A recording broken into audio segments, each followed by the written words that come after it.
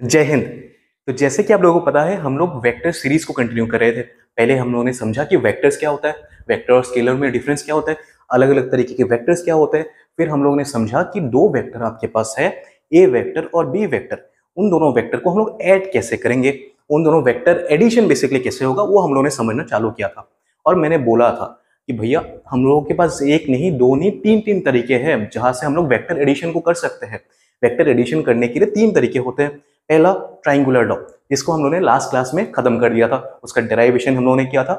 वो हम लोग कैसे यूज कर सकते हैं उसके बारे में हम लोगों ने जाना। जाके एक बार जाके देख सकते हो अगर आपको ट्राइंगुलर लॉ में थोड़ा सा भी डाउट है, या तो आपको डेराइवेशन नहीं आता उसका, उसको अगर आपको फील नहीं हो रहा है कि वो एक्चुअली में है क्या, कहाँ पे कैसे यूज करना है, एक बार जाके देख लो। जस्ट मतलब 2x स्पीड में खत्म कर लो। अगर आप लोग को ऑलरेडी पता है, जाके टाइम वेस्ट मत करो, इसी लेक्चर में कंटिन्यू करो।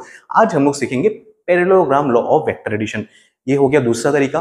तीसरा तरीका होता है polygon law of vector addition. Polygon law of vector addition basically दो वेक्टर के बारे में नहीं है, वो दो से ज्यादा वेक्टर को जब हम लोग को ऐड करना है तब हम लोग पॉलीगन लॉ को यूज करते हैं, जो हम लोग अगले लेक्चर में खत्म कर देंगे। उसको वो डिराइव करेंगे, थोड़ा फील करेंगे, मजा आएगा। आज हम लोग सीखेंगे parallelogram law of vector addition. चलो शुरू करते हैं। तो चलो कि parallelogram law of vector addition, law है तो कुछ कहेगा, लॉ है तो कुछ कहेगा। वो लॉ क्या कहता है, चलो सुनते हैं। कि मान लो आपके पास फिर से दो वेक्टर है, ठीक है। आपके पास फिर से दो वेक्टर है, एक वेक्टर है ए वेक्टर और दूसरा वाला वेक्टर है आपके पास एज यूजुअल बी वेक्टर। हम लोग आइडियली ए वेक्टर और बी वेक्टर को ही पकड़ेंगे, ठीक है। हमेशा जब दो वेक्टर के बारे में बात करेंगे ए बी सी ऐसे करके जाएंगे, ठीक है। आइडियली ऐसे ही नाम दिया जाता है। आप अगर इसमें P vector, Q vector, R vector लेना चाहते हो ले सकते हो, कोई दिक्कत नहीं है, गलती नहीं है। लेकिन ideally A B C D आसानी होता है समझने के लिए, इसलिए लिया जाता है, ठीक है। तो ए वेक्टर और बी वेक्टर आपके पास है, ठीक है। इन दोनों को आपको ऐड करना है। लेकिन अभी कंडीशन क्या है, पैरेललोग्राम लॉ जब हम लोग लगाएंगे, हम लोग को देखना है कि ए वेक्टर और बी वेक्टर जो आपके पास दिया हुआ है वो होना चाहिए एक पैरेललोग्राम के दो एडजेसेंट साइड। एक पैरेललोग्राम के दो एडजेसेंट साइड। एडजेसेंट साइड मतलब क्या है भैया?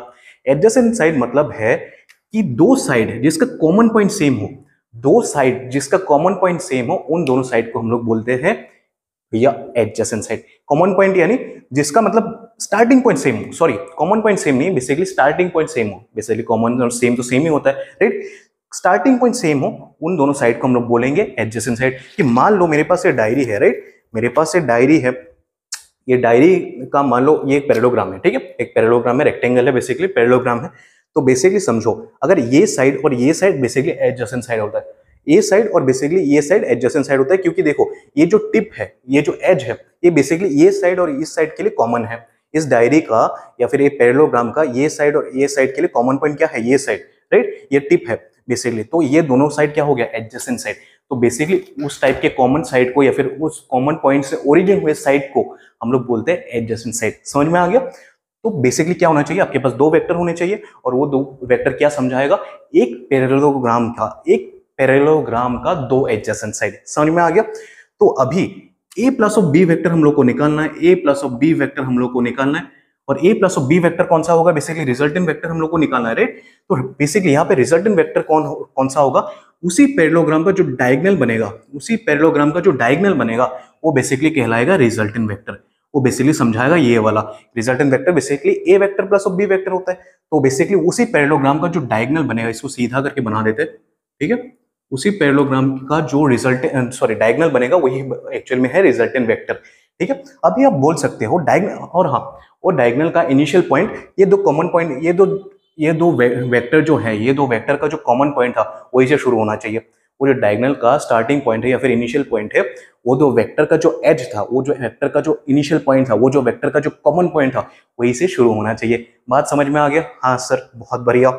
अभी समझो कि देखो, आप बोल रहे हो पैरेललोग्राम लॉ, मैं बोल रहा हूँ पैरेललोग्राम लॉ, लेकिन ये कहीं से भी पैरेललोग्राम तो लग नहीं रहा है। पैरेललोग्राम लॉ है तो पैरेललोग्राम जैसा दिखना तो चाहिए। चलो अभी दिखा देते हैं कि ए वेक्टर है, ठीक है। इसके पैरेलल में एक वेक्टर बना सकता हूँ, इसके पैरेलल में एक इमेजिनरी वेक्टर बना सकता हूँ, जिसका नाम क्या होगा भैया? ए वेक्टर ही होगा। भैया लेंथ सेम है, पैरेलल है, डायरेक्शन सेम है, ए वेक्टर के पैरेलल में एक वेक्टर बना सकता हूँ। सिंपल सी बात है, ए वेक्टर के पैरेलल में वेक्टर बना दिया जिसका नाम होगा ए वेक्टर। सेम है, सेम डायरेक्शन है, सेम लेंथ है, तो अल्टीमेटली सेम ही वेक्टर होगा ना, सेम ही वेक्टर होगा, ठीक है। तो फिर मैं बी के लिए भी एक बना सकता हूँ। हाँ सर, बहुत बढ़िया, बना दीजिए, ठीक है। तो अल्टीमेटली ये बन गया आपका बी वेक्टर। अल्टीमेटली ये क्या बन गया आपका बी वेक्टर। अभी फील आ रहा है, अभी फील आ रहा है, अभी दिख रहा है कि पैरेललोग्राम लॉ क्या है, या फिर पैरेलल, ये पहले देखो ये पैरेललोग्राम लॉ, लॉ के लिए पैरेललोग्राम बनना चाहिए, अभी बन गया ना, बी वेक्टर के पैरेलल बी वेक्टर है, ये इसके पैरेलल ये वेक्टर है, इसके पैरेलल ये वेक्टर है, तो बन गया पैरेललोग्राम। यूज करो पैरेललोग्राम, यूज करो पैरेललोग्राम, पैरेललोग्राम लॉ के हिसाब से, और निकाल दो ए वेक्टर प्लस बी वेक्टर, आपके पास एडिशन बन जाएगा। ठीक है, आपके पास एडिशन बन जाएगा, आपके पास रिजल्टेंट वेक्टर का रिजल्ट आ जाएगा। बहुत सिंपल है, इसका डेरिवेशन एक बार देख लेते हैं। बात समझ में आ गया? ए वेक्टर और बी वेक्टर आपके पास है, चलो रिकॉल करो, चलो ठीक है, रिकॉल करो, फील करो। आपके पास ए वेक्टर बी वेक्टर है, क्वेश्चन में दिया हुआ है add two vectors A vector and B vector using parallelogram law. पहले आपको सोचना पड़ेगा ए वेक्टर और बी वेक्टर को मैं पैरेललोग्राम लॉ के हिसाब से कैसे लगा सकता हूँ। पहला स्टेप, वो दोनों वेक्टर बेसिकली एक पैरेललोग्राम का दो एडजेसेंट साइड होना चाहिए। एडजेसेंट साइड मतलब जल्दी बताओ, जल्दी बताओ। हाँ बता दिया, चलो मतलब क्या है, कॉमन पॉइंट होना चाहिए, वो दोनों वेक्टर का ओरिजिन सेम होना चाहिए, वो दोनों वेक्टर का सेम पॉइंट से initial, same point basically initial point बनना चाहिए, इनिशियल पॉइंट सेम होना चाहिए। बात समझ में आ गया? हाँ सर। नेक्स्ट स्टेप क्या होगा, उन दोनों वेक्टर का रिजल्टेंट वेक्टर यानी ए वेक्टर प्लस बी वेक्टर करने से जो हम लोग को रिजल्ट मिलेगा वो वेक्टर का बेसिकली क्या होगा, उसी पैरेललोग्राम का रिजल्ट होगा, सॉरी उसी पैरेललोग्राम का डायगोनल होगा। बात समझ में आ गया? हाँ सर बहुत बढ़िया। ए वेक्टर और बी वेक्टर चाहिए, वो दोनों बेसिकली एडजेसेंट साइड होगा एक पैरेललोग्राम के, और डायगोनल वेक्टर जो होगा वही रिजल्टेंट वेक्टर होगा, basically A vector plus B vector होगा। राइट, बहुत बढ़िया। अभी चलो इसको मिटा देते हैं और एक सेकेंड बाद मिलते हैं इसका डिराइवेशन लेके। चलो हम लोग देखते हैं कि ए वेक्टर और बी वेक्टर को हम लोग पैरेललोग्राम लॉ के थ्रू कैसे डिराइव करेंगे, और जो रिजल्टेंट वेक्टर आएगा उसका मतलब बेसिकली उसका मैग्नीट्यूड क्या बनेगा और उसका डायरेक्शन क्या होगा। चलो मैंने यहाँ पे रिजल्ट लिख के रखा है, रिजल्ट क्या लिख के रखा है, रिजल्टेंट वेक्टर का मैग्नीट्यूड और रिजल्टेंट वेक्टर का जो डायरेक्शन बनेगा। ठीक है, रिजल्टेंट वेक्टर का मैग्नीट्यूड क्या होगा भैया, ये रट लो, ये मतलब दिमाग में फिट कर लो, यही आंसर आने वाला है। ठीक है, थ्रू ट्रायंगुलर लॉ हम लोगों ने यही प्रूफ किया था, याद करो याद करो। चलो ठीक है, थ्रू ट्रायंगुलर लॉ हमको यही रिजल्ट मिला था, थ्रू ट्रायंगुलर लॉ हम लोग को यही एंगल मिला था। इसको मतलब रटना गलत होगा, चलो ठीक है, आप लोग याद कर लो इसको। ठीक है, याद कैसे करना होता है, एक दो बार लिखो, अपने आप दिमाग में फीड हो जाएगा, और चीजों को फील करो। फील नहीं हो रहा है, चलो इस डेरिवेशन के बाद ऑटोमेटिकली फील होने लग जाएगा, लेकिन कंडीशन है अपडेट, आप एक बार हाथ से लिखो। ठीक है, हाथ से लिखोगे तो चीजों को बेटर समझोगे आप लोग। ठीक है, तो चलो मैं बता रहा हूं कि रिजल्टेंट वेक्टर का जो आपका मैग्नीट्यूड निकलेगा वो किसके इक्वल निकलेगा, root over A square plus of B square plus of 2ab cos of theta. बहुत बढ़िया सर। फिर जो अल्फा का वैल्यू है, अल्फा बेसिकली एंगल है। ठीक है, एंगल किसके किसके, चलो जल्दी बताओ। पिछले लेक्चर में मैंने बोला था रिजल्टेंट वेक्टर के साथ जो ए वेक्टर है, बेसिकली ए वेक्टर के साथ जो रिजल्टेंट वेक्टर का जो एंगल बनेगा, अभी मैं बना रहा हूं, लेकिन आप लोग चलो उसको रिकॉल करो एक बार। ए वेक्टर के साथ जो रिजल्टेंट वेक्टर का जो एंगल बनता है उसी को हम लोग अल्फा से डिनोट करते हैं, और उसका वैल्यू क्या होता है, tan inverse v sin theta divide by a plus of b cos of theta.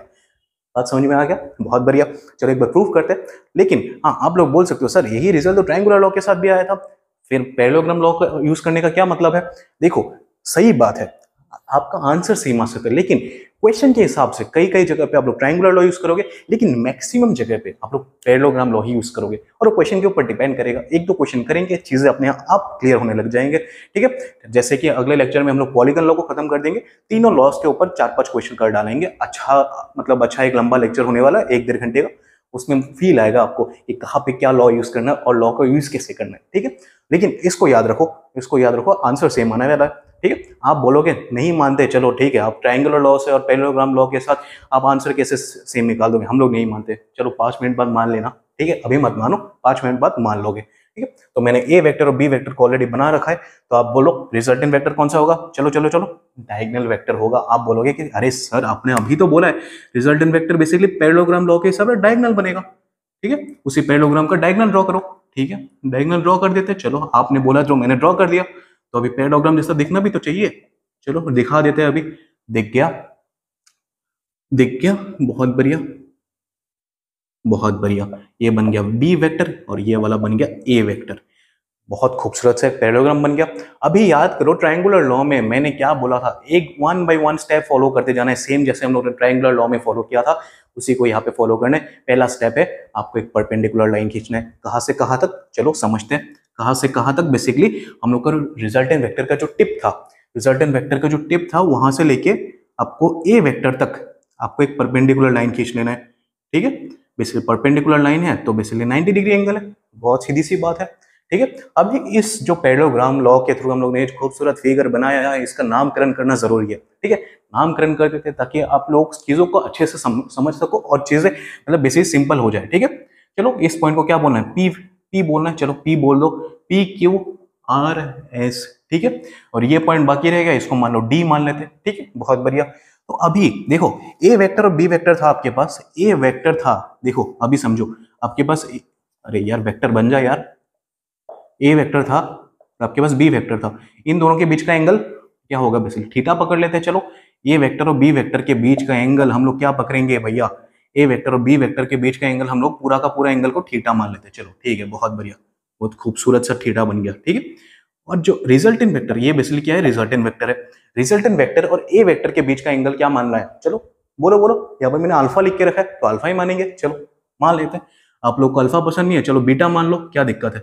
आप लोग को अल्फा पसंद नहीं है, चलो बीटा मान लो, दिक्कत कुछ नहीं है। ठीक है, बस आपको एंगल ही तो निकालना है, आपको अल्टीमेटली वैल्यू चाहिए, अल्फा बीटा क्या फर्क पड़ता है यार, निकाल लो कुछ। ठीक है, कोई फंडामेंटल रूल थोड़ी ना है।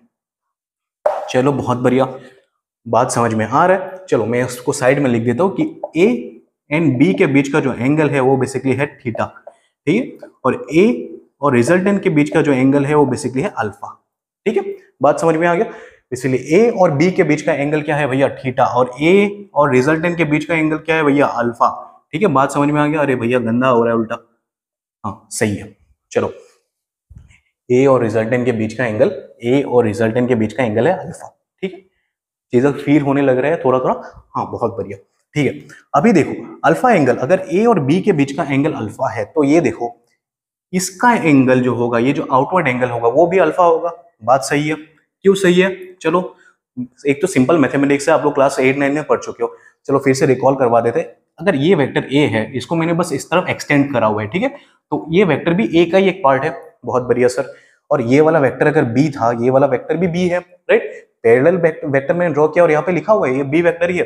तो ए और बी के बीच में एंगल क्या था, तो ये थीटा था, तो ए को मैंने एक्सटेंड करा हुआ है, बी मैंने यहाँ पे ड्रॉ करा हुआ है, तो ए और बी के बीच में एंगल क्या होगा भैया, बोलो, थीटा।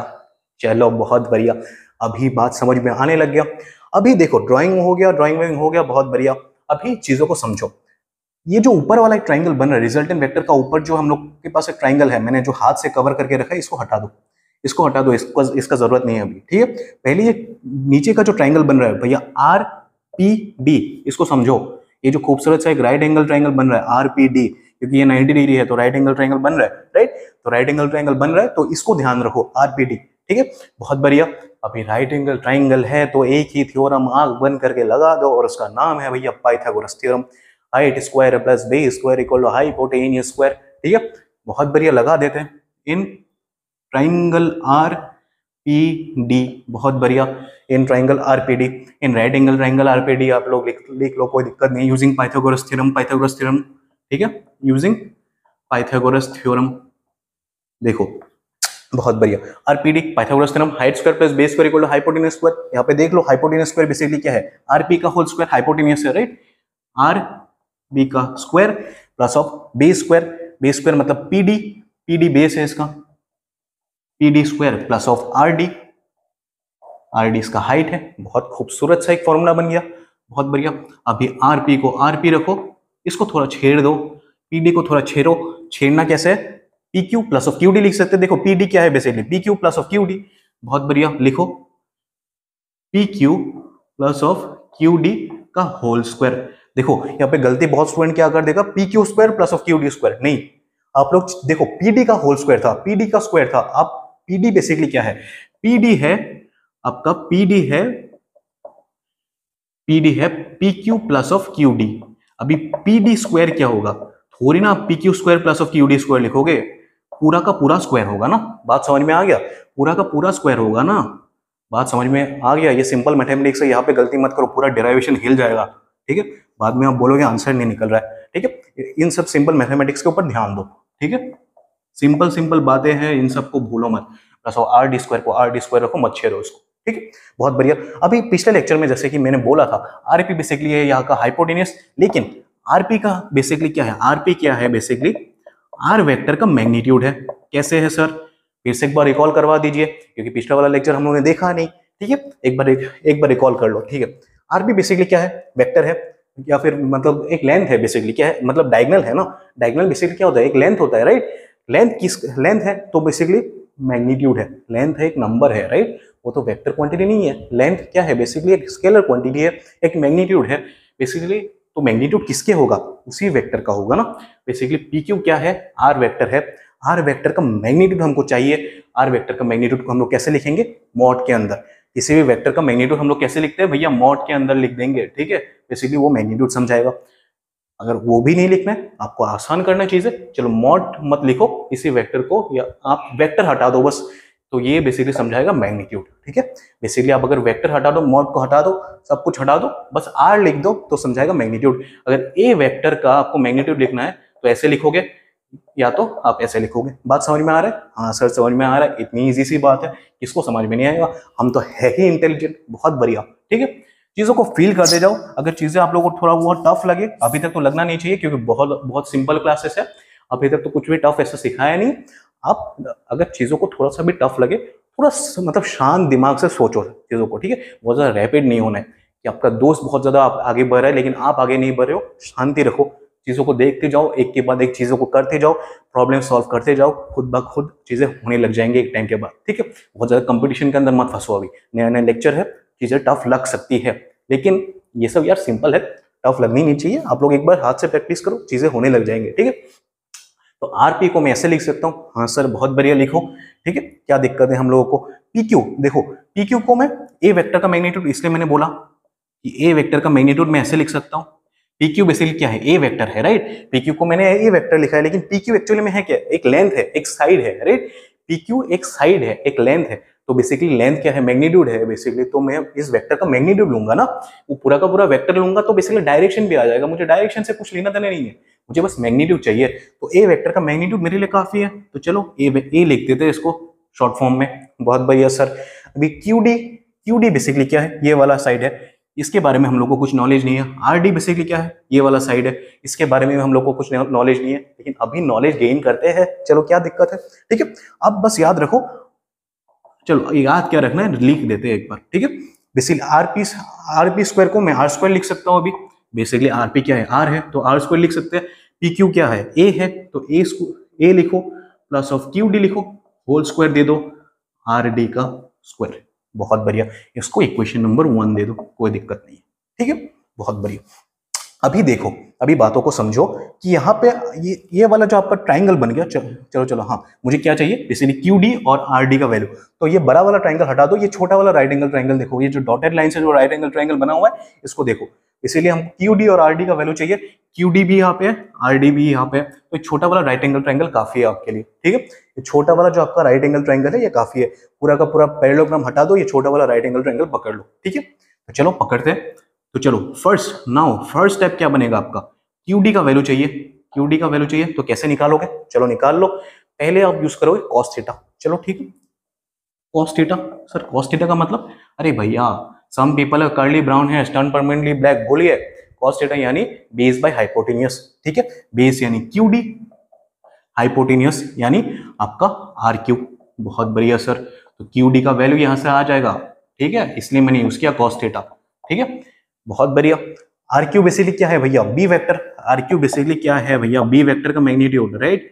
आर क्यू बेसिकली जैसे कि हम लोगों ने ए वेक्टर का मैग्नीट्यूड लिया है, वैसे बी वेक्टर का मैग्नीट्यूड क्या है, आर क्यू बेसिकली क्या है, बी वेक्टर का मैग्नीट्यूड। बहुत बढ़िया सर, तो इसको मैं ऐसे लिख सकता हूँ, सिंपल बी लिखो, ठीक है। तो Q D equal to B cos of theta. बहुत बढ़िया, इक्वेशन नंबर 2 देना है, दे दो, कोई दिक्कत नहीं है, ठीक है। अभी आपको निकालना है आर डी, क्योंकि हमें को यहाँ पे आर डी का वैल्यू चाहिए, चलो आर डी का वैल्यू निकाल लेते हैं। अभी कॉस थीटा यूज कर लिया, चलो next step sine theta use कर लो, ठीक है। साइन थीटा क्यों यूज करेंगे, देखो साइन थीटा बेसिकली क्या है, सम पीपल हैव पर मतलब बेसिकली परपेंडिकुलर बाय हाइपोटेन्यूज, ठीक है। क्योंकि आर डी बेसिकली है परपेंडिकुलर, और हम लोग को हाइपोटेन्यूज ऑलरेडी पता है कि वो बी वेक्टर का मैग्नीट्यूड है। देखो आपको अगर एक अननोन क्वांटिटी निकालना है तो बाकी सारे क्वांटिटीज आपके पास नोन होना चाहिए, तो इसलिए हम लोग के पास साइन थीटा ऑलरेडी नोन है, बी का मैग्नीट्यूड ऑलरेडी नोन होगा, आर डी निकाल सकते हैं, इसलिए हम लोग साइन थीटा यहाँ पे यूज कर रहे हैं, बहुत सिंपल सी बात है, ठीक है।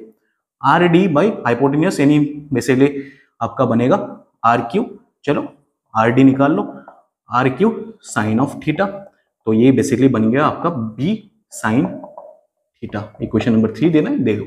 इक्वेशन नंबर 2 और 3 को इक्वेशन नंबर 2 में इक्वेशन नंबर 1 में पुट करो। चलो इक्वेशन नंबर 1 में पुट कर देते हैं। R square equal to A plus of Q D का वैल्यू क्या था भैया, बी कॉस थीटा का whole square plus of B square sine square theta. ठीक है, क्योंकि आर डी का वैल्यू हम लोग के पास क्या आया भैया, बी साइन थीटा, तो B square sine square theta, R D square चाहिए था हम लोग को। ठीक है, तो B square sine square theta आ गया।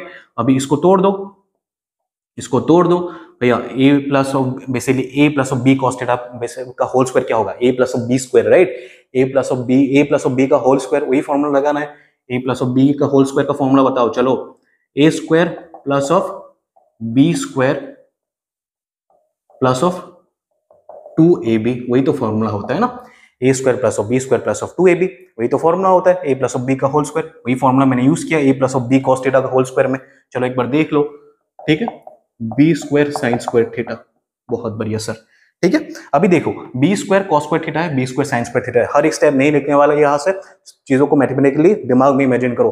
बी स्क्वायर को हम लोग कॉमन ले सकते हैं, cos square theta plus of sine square theta bracket में आ गया, तो cos square theta plus of sine square theta बन गया 1। तो आपके पास क्या बचा, बस बी स्क्वायर। ठीक है, बस आपके पास बच गया बस बी स्क्वायर। चीजों को इमेजिन करने लग जाओ, हर एक स्टेप को लिखोगे, एग्जाम में पेपर खत्म नहीं करवाओगे। Plus of 2ab cos of theta आपके पास एज इट इज रह गया, कुछ मत छेड़ो अभी। ठीक है, तो अल्टीमेटली आर का वैल्यू आपके पास आ गया, आर का वैल्यू आपके पास आ गया A square plus of B square plus of 2ab cos of theta. बहुत बढ़िया सर। अरे भैया यही तो हम लोग को रिजल्ट चाहिए था, मैंने यहाँ पे लिख के रखा है। आर वेक्टर का मैग्नीट्यूड, आर वेक्टर का मैग्नीट्यूड आपके पास आ गया, आर वेक्टर का मैग्नीट्यूड का वैल्यू आ गया। चीजों को फील हुआ ना, अभी चीजों को फील हुआ। मैंने जब बोला था चीजें बिलीव नहीं हो रहा था, लेकिन ट्रायंगुलर लॉ के थ्रू हम लोगों ने फील किया, पैरेललोग्राम लॉ के थ्रू हम लोगों ने फील किया। देखो ये आपके एंट्रेंस लेवल के लिए बिल्कुल भी इंपॉर्टेंट नहीं है, लेकिन आपको फॉर्मूला आना चाहिए, इसलिए मैंने बोला फॉर्मूला को दिमाग में फीड करो। कैसे फीड होगा, एक दो बार हाथ से लिखोगे चीजें अपने आप फीड होने लग जाएंगे, लेकिन आपको पता होना चाहिए। बोर्ड लेवल में आपको 2-3 मार्क के लिए डायरेक्टली पूछ देगा कि मतलब derivation of parallelogram law of vector addition आपको सीधा पूछ देगा, आपको वहां पे आना चाहिए। देखो बोर्ड भी ऐसा नहीं कि आपको एकदम खराब कर दोगे, आप एंट्रेंस में जाके फोड़ दोगे, ऐसा नहीं होने वाला। जो बच्चा एंट्रेंस में अच्छा करेगा वो बोर्ड में भी अच्छा करेगा, तो ये दिमाग में अच्छे से रखो। तो ये सब बेसिक चीजें आपको आना चाहिए। ठीक है, और इन फ्यूचर अगर आपको फिजिक्स में परस्यू करना है, फिजिक्स पढ़ना है, ये सब चीजें तो आपको बेसिक नॉलेज आना चाहिए। ठीक है, फिजिक्स में अगर परस्यू करना है भैया, बहुत बेसिक चीजें लोगों को नहीं आता है। ठीक है, बहुत बेसिक चीजें लोग भूल जाते हैं। ठीक है, तो वो सब बेसिक चीजों को आपको ध्यान में रखना है, तो चीजों को समझते जाओ, चीजों को फील करते जाओ। ठीक है, बहुत बढ़िया। आर वेक्टर का मैग्नीट्यूड हम लोग के पास आ गया, लेकिन सर आपने तो डायरेक्शन के बारे में कुछ बोला ही नहीं, अभी बोल देते क्या दिक्कत है। चलो ये जगह मेरे पास है ना फिर डायरेक्शन निकालने के, और 2-3 लाइन में खत्म हो जाएगा। चलो हम लोगों ने क्या यूज किया, साइन थीटा, कॉस थीटा हम लोगों ने यूज कर लिया, साइन थीटा हम लोगों ने यूज कर लिया। अभी हम लोग को क्या चाहिए, अभी कॉस थीटा साइन थीटा हम लोगों ने यूज किया, तो टेन बुरा बन जाएगा। साइन कॉस टेन हमेशा साथ साथ रहता है, तो कॉस थीटा साइन थीटा हम लोगों ने यूज किया, लेकिन टेन हम लोगों ने यूज नहीं किया। तो अभी भैया टेन यूज करना है हम लोग को। हम लोग को क्या एंगल चाहिए भैया, अल्फा एंगल चाहिए। इसीलिए डायरेक्शन क्या है, बेसिकली ए और आर के बीच का जो डायरेक्शन है उसी को निकालना है, तो बेसिकली अल्फा एंगल चाहिए, राइट। अल्फा एंगल चाहिए, तो अल्फा अगर निकालना है 10 अल्फा निकाल लो। ये वाला ऊपर का ट्राइंगल भूल जाओ, ये नीचे का जो बड़ा वाला राइट एंगल ट्राइंगल है आरपीडी, फिर से उसी में आ जाओ। ठीक है, इन ट्राइंगल आरपीडी, चलो ठीक लिख देते हैं RPD 10 alpha. 10 alpha basically 10 alpha क्या होता है, टर्न परमानेंटली ब्लैक, मतलब परपेंडिकुलर बाय बेस। परपेंडिकुलर क्या है बेसिकली आरडी, बाय बेस क्या है बेसिकली पीडी। भैया याद रखो ये सब चीजों को। ठीक है, हर बार some people curly brownish turn permanently black, ये सब बोलने की जरूरत नहीं है, सीधा मतलब टेन थीटा मतलब परपेंडिकुलर बाय बेस। ठीक है, sine theta perpendicular by hypotenuse. ठीक, ये सब चीजें याद रखो। चलो RD by PD, RD PD को मैं लिख सकता हूँ P Q plus of Q D. बहुत बढ़िया सर, फिर से वही सेम स्टेप हम लोग को फॉलो करना है। क्या लिख रहा हूँ यार, पी क्यू को मैं पीडी को मैं लिख सकता हूँ P Q plus of Q D. बहुत बढ़िया। ठीक है, अभी मेरे पास आर डी का वैल्यू है, कहाँ है सर, आर डी का वैल्यू कहाँ चला गया, कहाँ चला गया, हाँ ये वाला देखो आर डी का वैल्यू, यहाँ पे तो हम लोगों ने यूज किया था। आर डी का वैल्यू क्या है, बी साइन ऑफ थीटा। बहुत बढ़िया सर, अगर बी साइन ऑफ थीटा है लिख दीजिए बी साइन ऑफ थीटा, बिंदास देखो। ठीक है, पी क्यू क्या है भैया, ए वेक्टर का मैग्नीट्यूड। पी क्यू क्या है, ए वेक्टर का मैग्नीट्यूड। चलो ए लिखो, क्या दिक्कत है, प्लस ऑफ क्या चाहिए हम लोग, क्यू डी। क्यू डी क्या है भैया, बी कॉस ऑफ थीटा, बिंदास लिखो, एकदम टेंशन नहीं। ठीक है, अगर आपने बेसिक स्टोन कर दिया उसके बाद आपको कैलकुलेशन का टेंशन नहीं है, कंडीशन अप्लाइड, आप सिली मिस्टेक ना करो। ठीक है, सिली मिस्टेक कब नहीं करो, जब आप खुद से हाथ से लिखोगे। ठीक है, तो अल्टीमेटली आपके पास 10 अल्फा का वैल्यू आ गया आपके पास। अगर 10 अल्फा का वैल्यू आ गया, यहाँ पे लिखूंगा तो दिखेगा कि नहीं पता, ठीक है। तो आपके पास अल्टीमेटली यहाँ पे लिख देते, चलो अल्फा का वैल्यू भी आ गया 10 इनवर्स, यहाँ पे भी नहीं दिखेगा। चलो इसको थोड़ा हटा देते हैं, इसको थोड़ा हटा देते हैं। तो आपके पास अल्टीमेटली अल्फा आ गया 10 inverse B sine theta divided by A plus of B cos of theta. Value आ गया, बहुत बढ़िया। इसको देख लो, ठीक। मैं इसको मिटा देता हूँ, थोड़ा चीजों को नोट करने लग जाओ, ठीक है। अल्टीमेटली आपके पास फॉर्मूला भी आ गया, अल्फा का वैल्यू आ गया 10 इनवर्स। अल्टीमेटली मैं 10 को इस तरफ लेके गया इसलिए 10 इनवर्स हो जाता है। टेंशन मत लो, आपके पास कैलकुलेटर दिया हुआ रहेगा मॉनिटर में, आप अल्टीमेटली कर सकते हो इसको। अगर आपको एग्जाम में, बोर्ड के एग्जाम में तो कैलकुलेटर खैर अलाउ नहीं होता, कहीं काफी सारे बोर्ड में अगर आपको कैलकुलेटर नहीं दिया गया तो 10 इनवर्स का वैल्यू बस ब्रैकेट में, मतलब जो भी वैल्यू आ जाए आप उसको 10 में मत लेके जाओ। मतलब हम लोग सम जब करेंगे आप लोग चीजों को फील कर पाओगे कि हम लोग कहाँ पे आंसर को छोड़ने वाले हैं, ठीक है। अभी बोलूंगा कंफ्यूज हो जाओगे, तो चलो इस डेरिवेशन को एक बार नोट कर लो, चीज तभी चीजें फील होने लग जाएंगे। अगर आप चीजों को नोट नहीं करोगे, बस स्किप करते जाओगे तो मतलब पाइल अप होते जाएगा अल्टीमेटली, ठीक है। तो चलो 1 2 3 4 चलो नोट कर लिया। अभी हम लोग देखेंगे 3 केसेस पैरेललोग्राम लॉ के, ठीक है। 3 केसेस पैरेललोग्राम के लॉ के जो आपके लाइफ को, आपके मैथमेटिक्स को बहुत ज्यादा सिंपल बना देगा। अल्टीमेटली जैसे आप लोग केमिस्ट्री में एक्सेप्शंस पढ़ते हो, उसी तरह आप लोग फिजिक्स में केसेस पढ़ोगे, लेकिन फर्क यही होगा कि केमिस्ट्री में एक्सेप्शंस लाइफ आपको हेल बना देगा। बेसिकली एक्सेप्शंस लाइफ में मतलब एक्सेप्शन जब आने लगेगा केमिस्ट्री का, या लाइफ का झंड होने वाला है आपका, ठीक है। लेकिन जब आपका फिजिक्स में केसेस के बारे में बात करेंगे, खुश हो जाओ, बेसिकली मैथ्स आपका इजी हो जाएगा, बेसिकली मैथमेटिक्स आपका इजी हो जाएगा, ठीक है। इसलिए हम लोग केसेस को देखेंगे, एक बार मिटा देते हैं, उसके बाद केसेस को कंटिन्यू करते हैं, क्या दिक्कत है। तो चलो अभी हम लोग केसेस को लेके शुरू करते हैं, ठीक है। सर जल्दी जल्दी बताइए केसेस क्या होगा, बहुत ज्यादा एक्साइटेड है हम लोग, ठीक है, बहुत ज्यादा एक्साइटेड है। क्या मतलब बेसिकली इतना टफ चीजें, इतना नया नया चीजें हम लोग को सीखने को मिल रहा है, जहां पे भी इजी बात आ जाए वहां पे हम लोग एक्साइटेड हो जाते हैं। चलो देख लेते हैं। आप लोग का मैथमेटिक्स में बता रहा हूँ, केसेस को याद रख लो, मैथमेटिक्स एकदम बहुत ईजी हो जाएगा, ठीक है। जहां पे भी ये सब कंडीशन दिखे, बेसिकली केसेस मतलब क्या है, कंडीशन, ठीक है। जहां पे भी ये सब कंडीशन दिखे, रिजल्ट लगा दो, आंसर आ जाएगा, ठीक है। अभी चीजों को सिखा देते, क्या दिक्कत है। तो लगा दो केस नंबर 1, ठीक है। केस नंबर 1, चलो ठीक है। केस नंबर 1 क्या है आपके पास, जब भी आपके पास रिजल्ट जो है, मान लो आपके पास 2 वेक्टर है, ठीक है। आपके पास 2 वेक्टर थे, आपके पास 2 वेक्टर थे, अरे वेक्टर बन जा, ठीक है। आपके पास 2 वेक्टर थे, एक वेक्टर था ए वेक्टर, दूसरा था बी वेक्टर, बहुत बढ़िया। और ए और बी का एंगल जो था वो था थीटा। और मान लो कभी कभी ऐसा हो सकता है मैथ्स में या फिर कहीं पे भी आपका जो क्वेश्चन दिया रहेगा वहां पे सीधा दिया जाएगा थीटा इक्वल टू 0 डिग्री, मतलब कि आपका थीटा 0 डिग्री हो गया, मतलब ए वेक्टर और ये वाला वेक्टर बेसिकली पैरेलल वेक्टर्स बन चुके हैं। इसलिए इन दोनों वेक्टर के बीच में कहीं पे एंगल बनता हुआ दिख रहा है क्या, नहीं दिख रहा है, क्योंकि ये दोनों वेक्टर क्या है, अल्टीमेटली पैरेलल है। तो पैरेलल है मतलब क्या है भैया, पहले ही बता चुका, 2 पैरेलल वेक्टर के बीच का एंगल कितना होगा भैया, बोलो यार, बोलो बोलो, चलो 0 डिग्री होगा। आप नहीं बोलो, मैं ही बोल देता हूँ, 0 डिग्री होगा। तो 0 डिग्री होगा मतलब क्या, थीटा 0 डिग्री हो गया। तो चलो योर ऑनर, आपका पहला केस बनता है थीटा इक्वल टू 0 डिग्री। पहला केस क्या बनता है, थीटा इक्वल टू 0 डिग्री।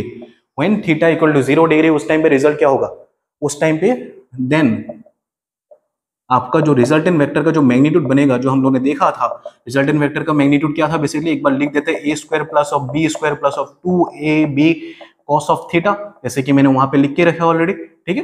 तो आपका थीटा बन गया 0, थीटा बन गया आपका 0, A square plus of B square plus of 2ab cos 0। अभी कॉस 0 कितना होता है, कॉस 0 हो जाता है 1, ठीक है, कॉस 0 हो जाता है 1। तो आपके पास अल्टीमेटली रिजल्ट आ गया A square plus of B square plus of 2ab, क्योंकि cos 0 बन गया 1, तो आपके पास बच गया 2ab। ये कुछ जाना पहचाना फॉर्मूला लग रहा है, अरे सर ये तो बहुत ही सिंपल फॉर्मूला है, a प्लस बी का होल स्क्वायर का फॉर्मूला है। तो चलो इसको ऐसे लिखो, a प्लस बी का होल स्क्वायर। अभी रूट के अंदर स्क्वायर है, रूट उड़ा दो, स्क्वायर उड़ा दो, तो आपके पास अल्टीमेटली बच गया भैया सिर्फ a प्लस ऑफ बी। चलो यहाँ पे नहीं लिखते, इसी साइड में लिख देते। चलो आपके पास बन गया क्या, आर वेक्टर का जो मैग्नीट्यूड बन गया वो बेसिकली बन गया a प्लस ऑफ बी, ठीक है। बात समझ में आ गया। आज के बाद जब भी आपके पास 2 वेक्टर दिया जाए और वो दोनों वेक्टर आपके पास पैरेलल हो और या मतलब कि आपके उन दोनों के बीच के एंगल क्या है, थीटा है, तो सिंपल कुछ नहीं करना है, रिजल्टेंट वेक्टर क्या होगा, दोनों वेक्टर का मैग्नीट्यूड को ऐड कर दो, दोनों वेक्टर के मैग्नीट्यूड को ऐड कर दो। ये ताम झाम करने का कोई जरूरत नहीं है, फॉर्मूला याद भूल जाओ, सीधा दोनों वेक्टर के मैग्नीट्यूड को ऐड करना है, सिंपल। बात समझ में आ गया? हाँ सर, यही इतना ज़्यादा सिंपल हो जाएगा अभी चीज़ें, जैसे जैसे जैसे हम लोग मैथ्स करेंगे और ज़्यादा चीज़ें फील होने लग जाएगा, ठीक है। बहुत ज़्यादा टेंशन नहीं ले रहे हैं अभी, ठीक है। तो अभी देखो आपके पास रिजल्टेंट वेक्टर का मैग्नीट्यूड आ गया a प्लस ऑफ बी। चलो अल्फा में भी कुछ चेंज आएगा। अल्फा, चलो ये दोनों वेक्टर का रिजल्टेंट वेक्टर, ये दोनों वेक्टर के बीच का जो मतलब एंगल क्या है, 0 डिग्री है। और ए वेक्टर के साथ जो रिजल्टेंट वेक्टर बनेगा भैया वो भी क्या होगा, 0 डिग्री तो होगा। अगर आप ए और बी वेक्टर का बीच का एंगल अगर 0 डिग्री आपने कर दिया तो रिजल्टेंट किसके बीच में बनेगा? बेसिकली रिजल्टेंट वेक्टर कहाँ से बनेगा? ए वेक्टर के साथ ही तो बनना था। अभी ए और बी वेक्टर के बीच का एंगल अगर 0 हो गया, थीटा अगर 0 हो गया, तो अल्फा क्या बचेगा? अल्फा भी अल्टीमेटली 0 होगा। चलो बिलीव नहीं कर रहे हो, एक बार देख लो, tan इनवर्स बी साइन क्या लिखोगे? 0 लिखोगे, 0 degree divide by A plus of B cos 0 degree. तो आपका बन गया tan inverse B sine 0। Sine 0 क्या होता है? 0। तो ऊपर हो गया 0, नीचे बन गया a plus of B cos 0 क्या होता है? बेसिकली कॉस 0 होता है 1 होता है, तो a प्लस ऑफ बी हो गया 0 डिवाइड बाई एनीथिंग क्या होता है भैया? 0 ही होता है। बहुत बढ़िया, तो आपके पास 0 हो गया। तो आपके पास अल्फा क्या आ गया? 0। तो ये कंडीशन के हिसाब से आपके पास एक बन गया रिजल्टेंट वेक्टर का मैग्नीट्यूड क्या बन गया? सिंपल है, ए वेक्टर और बी वेक्टर का मैग्नीट्यूड को ऐड अप करो और आपका अल्फा क्या बन गया? 0 बन गया। बहुत बढ़िया सर। अरे भैया देखते मतलब देखते आपको पता चल जाना चाहिए। चलो रिजल्टेंट वेक्टर का चलो आपको नया नया चीजें हैं, आपको पता नहीं चल रहा है, लेकिन अल्फा तो देखते आप लोगों को पता चल जाना चाहिए था। नहीं पता चला, कोई बात नहीं, अभी तो पता चल गया। अगर पता चल गया तो मतलब कॉन्ग्रेचुलेशंस, आप चीजों को फील कर सकते हो अभी, ठीक है। अल्फा का वैल्यू 0 होगा, क्योंकि देखो अल्टीमेटली यहाँ पे थीटा सिंपल है, फॉर्मूला में 0 पुट कर दो।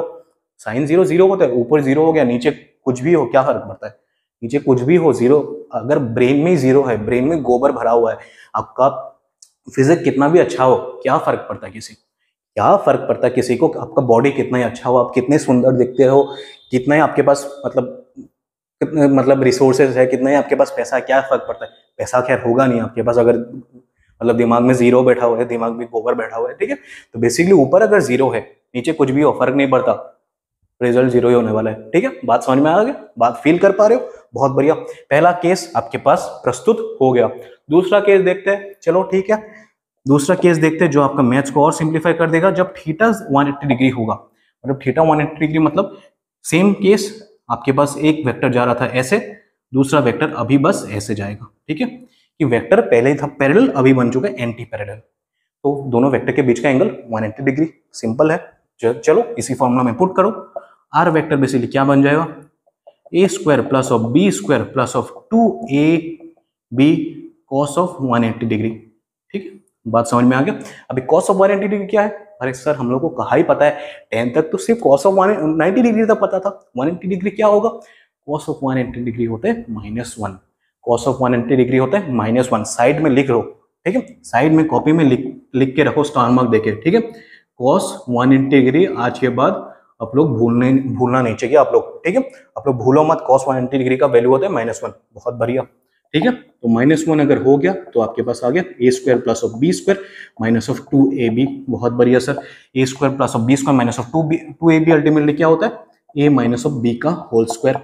ए माइनस ऑफ बी का होल स्क्वायर अगर होता है तो सिंपली मैं लिख सकता हूँ ए माइनस ऑफ बी। तो आपके पास दूसरा कंडीशन भी आ गया कि रिजल्टेंट वेक्टर अगर एंटी पैरेलल हो तो सिंपल कुछ नहीं करना है, आपको बस मैग्नीट्यूड ए का मैग्नीट्यूड से बी का मैग्नीट्यूड को माइनस कर दो, सिंपल आ गया आंसर। एक वेक्टर का मैग्नीट्यूड से दूसरा वेक्टर का मैग्नीट्यूड को आपको माइनस करना है, सिंपल, ठीक है। बात समझ में आ गया? चलो थीटा के बारे में कुछ बात करो सर। चलो अभी कर देते हैं, क्या दिक्कत है। थीटा अभी क्या होगा? 0 डिग्री होगा। आप लोगों को पता है, मुझे पता है। एक बार फॉर्मूला में बिठा के देखते हैं। tan inverse B sine 180 degree, अभी भी साइन 180 डिग्री मतलब होता है 0, ठीक है। और बी कॉस ऑफ 180 डिग्री होता है -1। अगर b साइन ऑफ 180 डिग्री अगर 0 हो गया, साइन ऑफ 180 डिग्री अगर 0 हो गया, मतलब ऊपर वाला टर्म क्या हो गया भैया? ऊपर वाला टर्म बन गया आपका 0। अगर ऊपर वाला टर्म आपका 0 बन गया तो क्या फर्क? कुछ फर्क नहीं पड़ता नीचे क्या है, ठीक है। अल्टीमेटली पूरा का पूरा टर्म बन गया आपका 0। तो अल्फा का वैल्यू फिर से आ गया 0, ठीक है, दोनों कंडीशन में ऑलमोस्ट सेम रिजल्ट आ रहा है। लेकिन जब हम लोग पैरेलल वेक्टर्स ले रहे थे तो मतलब थीटा 0 डिग्री था, तब हम लोग को बस रिजल्टेंट वेक्टर में ए वेक्टर प्लस ऑफ ए का मैग्नीट्यूड प्लस ऑफ बी का मैग्नीट्यूड कर रहे थे। जैसे ही रिजल्टेंट वेक्टर हम लोग निकाल रहे हैं किसके लिए, जब दोनों वेक्टर का डायरेक्शन उल्टा हो जाए, बेसिकली एक वेक्टर जा रहा है इस तरफ, दूसरा वेक्टर जा रहा है इस तरफ, तो बेसिकली थीटा 180 डिग्री बन गया।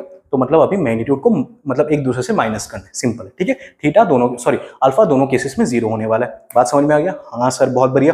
तीसरा कंडीशन समझ जाओ, पैरेललोग्राम लॉ खत्म। ठीक है, पैरेललोग्राम लॉ खत्म, जल्दी जल्दी खत्म करते हैं उसको, इसको मिटा देते, एक बार नोट कर लो एक बार। ठीक है, अगर नोट नहीं किया एक बार रिवर्स करके नोट कर लो इसको। ठीक है, चलो तीसरा कंडीशन जो आपका बनेगा वो basically theta equal to 90 degree. अभी 0 डिग्री ले लिया, 180 डिग्री ले लिया, एक एंगल बच गया 90 डिग्री। चलो देखते हैं बेसिकली इस कंडीशन में क्या होगा। आपके पास ए वेक्टर ऐसा होगा, बी वेक्टर आपके पास ऐसा होगा, दोनों के बीच का एंगल 90 डिग्री। चलो इस केस में कुछ यूनिक होने वाला है। इस केस में आपके पास अल्फा तो 0 नहीं होने वाला, आप लोग फील कर पा रहे हो यहाँ से। ठीक है, अल्फा तो 0 डिग्री नहीं होने वाला है। ठीक है, बहुत बढ़िया। अल्फा अगर 0 नहीं होता है तो क्या होता है, एक बार देख लेते हैं क्या दिक्कत है। ठीक है, तो चलो रिजल्टेंट वेक्टर का मैग्नीट्यूड निकाल लेते हैं। A square plus of B square plus of 2ab cos of theta. बहुत बढ़िया सर, थीटा हो गया 90 डिग्री, कॉस 90 डिग्री मैं लिख नहीं रहा हूँ यहाँ पे कॉस 90 डिग्री बन जाएगा, राइट। चलो लिख ही देते हैं क्या ये होगा। ठीक है, A square plus of B square plus of 2ab cos of 90 degree. बहुत बढ़िया सर, कॉस ऑफ 90 डिग्री कितना होता है सर, 0 होता है। कॉस ऑफ 90 डिग्री कितना होता है सर, 0 होता है। ठीक है, कॉस ऑफ 90 डिग्री का 0 हुआ तो ये पूरा का पूरा टर्म 0 हो गया, तो अल्टीमेटली आपके पास आंसर आ गया कुछ ऐसे। ठीक है, रिजल्टेंट वेक्टर का मैग्नीट्यूड जो बना आपके पास ये बन गया। रिजल्टेंट वेक्टर का मैग्नीट्यूड जो बना आपके पास ये वाला बन गया, ये root over A square plus of B square. बहुत बढ़िया सर। ठीक है, रिजल्टेंट वेक्टर का जो मैग्नीट्यूड बना अभी ये मैग्नीट्यूड क्या बना, root over A square plus of B square. याद रहेगा, याद रहना चाहिए। एक बार हाथ से लिखो, याद रहेगा। बार बार मैं बोल रहा हूँ हाथ से एक बार लिखना चाहिए। ठीक है, हाथ से जब तक नहीं लिखोगे चीजें फील नहीं होगा, मैथ्स में अटकोगे। ठीक है, मैथ्स में अटकोगे। इसी टाइप का क्वेश्चन आने वाला है हर टाइम पे। ऐसा नहीं कि कंडीशन नहीं है कि आपका जेईई या फिर नीट में बहुत ज्यादा टफ क्वेश्चन देने वाला है। नीट में तो खैर बहुत ही मतलब बेसिक क्वेश्चन देता है जो आप लोग जल्दी जल्दी बना सको। ठीक है, जल्दी जल्दी आपका आंसर बनना चाहिए। तो इसलिए इस लेवल का क्वेश्चन रहता है कि मतलब आप 2-3 स्टेप करोगे, उसके बाद आपको पता चलेगा यार थीटा तो 0 डिग्री बन रहा है, यहाँ से थीटा 0 डिग्री बन रहा है, तो सिंपल है a प्लस ऑफ बी कर दो, a प्लस ऑफ बी का मैग्नीट्यूड कर दो, आंसर आपके पास आ गया। ठीक है, ये बेसिकली शॉर्ट ट्रिक्स होता है। ठीक है, बेसिकली ये सब शॉर्ट ट्रिक्स होता है ताकि आप लोग का मैथ्स स्ट्रॉन्ग हो जाए, मैथ्स ईजी हो जाए। चलो अल्फा का वैल्यू निकाल लेते हैं। tan inverse b sine 90 degree plus of a plus of b cos 90 degree. Sine 90 degree कितना होता है भैया, साइन 90 डिग्री होता है 1 होता है। जिनको पता नहीं था सीख लो, सर बहुत नया चीज सिखा दिया आपने। हम लोग तो ऑलरेडी क्लास 10 पास कर चुके हैं, मतलब हम लोग को पता है। ठीक है, तो अल्टीमेटली b cos थीटा क्या बन जाएगा, 0 बन जाएगा, क्योंकि cos 90 होता है 0। ठीक है, अल्टीमेटली आपके पास आ गया tan inverse b by a। Alpha का वैल्यू क्या आ गया, tan inverse b by a। बहुत बढ़िया। ठीक है, इसी के साथ पैरेललोग्राम लॉ आपका खत्म हो गया। ठीक है, पैरेललोग्राम लॉ आपके पास खत्म हो गया। अभी अगले लेक्चर में हम लोग पॉलीगन लॉ को सीखेंगे। पॉलीगन लॉ के साथ उसी लेक्चर में हम लोग वेक्टर सब्सट्रैक्शन के बारे में भी खत्म कर देंगे, ताकि चीजें बहुत ज्यादा मतलब मैं खींचना नहीं चाहता चीजों को। ठीक है, बहुत ज्यादा खींचना नहीं चाहता लेक्चर्स को, लेकिन खैर बातें करते रहते हैं हम लोग, चीजों को फील करते रहते हैं, तो अपने आप वीडियोस लंबा होता जाता है। तो मतलब ठीक है, कोई दिक्कत नहीं, क्या फर्क पड़ता है। आप लोग पढ़ ही तो रहे हो ना, प्रैक्टिस ही कर रहे हो, थोड़ी ना कुछ एंटरटेनमेंट वाला वीडियो देख रहे हो, राइट। पढ़ ही रहे हो, और पढ़ाई भी एंटरटेनमेंट के साथ ही होना चाहिए।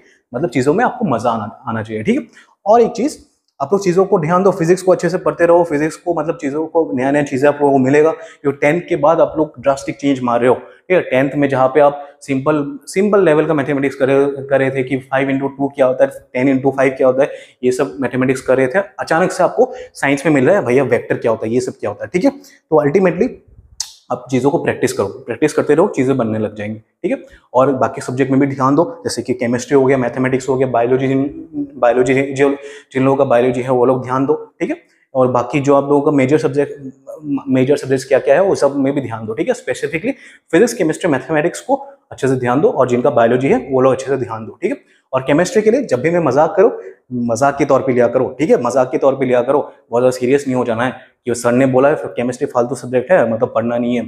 1-2 लोग जो भी मतलब ये वीडियो देख रहे हो फिजिक्स के हो, वो सब चीज़ों को सीरियस नहीं ले रहे। हाँ, फिजिक्स केमिस्ट्री के बारे में थोड़ा बहुत मजाक कर सकते हैं, थोड़ा बहुत मजाक चलता है, लेकिन मतलब बहुत ज़्यादा सीरियस नहीं होना है। Chemistry is a good subject. Chemistry is मतलब बहुत लोग जो केमिस्ट्री को पसंद करते हैं वो लोग मतलब सीरियसली पैशनेट होते हैं वो लोग। लेकिन हाँ, थोड़ा बहुत मजाक चलता है क्योंकि देखो केमिस्ट्री एक्सेप्शंस का खेल है, मतलब चीज़ें बहुत ज़्यादा कॉम्प्लिकेटेड है। लेकिन मतलब अल्टीमेटली आपको पढ़ना तो है, मार्क्स को स्कोर करना है। उसके बाद चाहे आप लोग एक बार 12 खत्म हो जाए, एंट्रेंस क्लियर हो जाए, आप एक अच्छे कॉलेज में चले जाओ, कोई भी अच्छे कॉलेज में चले जाओ, चाहे आप एंट्रेंस क्लियर कर पाओ नहीं कर पाओ, क्या फर्क पड़ता है। आप कुछ अच्छे कॉलेज में घुस जाओ, उसके बाद केमिस्ट्री को हाथ भी मत लगाओ, कोई फर्क नहीं पड़ेगा। लेकिन अभी के लिए पढ़ना जरूरी है, पढ़ते रहो, चीज़ों को समझते जाओ, ठीक है।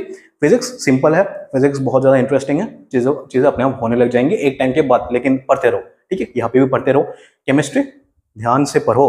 देखो केमिस्ट्री मतलब डेंजरस सब्जेक्ट है।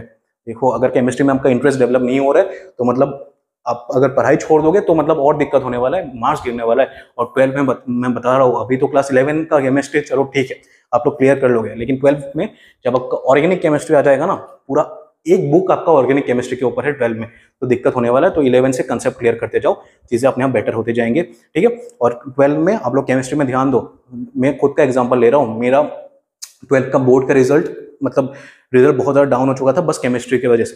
केमिस्ट्री में मुझे 60-65 के बीच में कुछ मिला था, बाकी सब सब्जेक्ट तो अच्छा था, लेकिन केमिस्ट्री मेरा बहुत ज़्यादा डाउन था कि मैं भैया केमिस्ट्री मुझसे होता नहीं है। केमिस्ट्री मतलब बहुत ज़्यादा फालतू सब्जेक्ट मुझे लगता है ऐसा, ठीक है, मतलब मेरे लॉजिक के बाहर है, ठीक है। तो मतलब मैं पढ़ता नहीं था, एग्जाम से एक हफ्ते पहले मैं पढ़ना चालू किया और मतलब किसी तरह 60+ आ गया, ठीक है, पास हो गया, वही बहुत बड़ी बात। लेकिन पढ़ते जाओ केमिस्ट्री, वरना परसेंटेज ड्रॉप करवाएगा। मैं आप लोगों को बता रहा हूँ, सीरियसली बता रहा हूँ, पढ़ो, ठीक है। और जिनको केमिस्ट्री अच्छा लगता है चलो कोई दिक्कत नहीं, फिजिक्स तो मैं हूँ, कोई भी फैकल्टी के पास पढ़, मेरे पास पढ़ रहे हो, गलती से भी इस वीडियो में आ चुके हो अभी तक अगर देख रहे हो चलो ठीक है, कोई दिक्कत नहीं। अगर नहीं देख रहे हो कोई दिक्कत नहीं, किसी एक जमाने में कोई अगर देखेगा इस वीडियो में आएगा, फर्क नहीं पड़ता, ठीक है, वो भी कुछ सीख के जाएगा। लेकिन अगर आप इस वीडियो को देख रहे हो तो अगर आप फिजिक्स यहाँ तक पहुंच चुके हो, मतलब आप लोग को कुछ समझ में आ रहा है, कुछ समझ में आया है अभी तक, ठीक है। तो आप लोग चीज़ों को अच्छे से समझो, खुद से करो, चीज़ें अपने आप होने लग जाएंगी। और डरो मत, चीज़ें नया नया है, ठीक है। बहुत ज़्यादा कंपटीशन है, मुझे पता है, कट थ्रोट कंपटीशन होता है इस लेवल पे। अचानक से क्लास 10 के बाद 11-12 में बहुत ज़्यादा कंपटीशन बढ़ जाता है। तो प्रेशराइज मत करो अपने आप को, ठीक है। चीज़ें आप आराम से समझो, चीज़ों को टाइम दो, समझो, चीज़ों को क्लियर करो, ठीक है। एक ही बार में क्लियर करने की कोशिश करो कि आज ये टॉपिक पढ़ना है तो पढ़ना है, ठीक है। चलो थोड़ा बहुत ज्ञान की बातें भी हो गई, थोड़ा बहुत एंटरटेनमेंट भी हो चुका है, पढ़ाई भी हो गया। तो चलो मिलते हैं अगले लेक्चर में पॉलीगन लॉ के साथ। इस लेक्चर को एक बार रिवाइज करके आना अगले लेक्चर में आने से पहले। चलो ठीक है, तब तक के लिए जय हिंद, जय भारत, टाटा।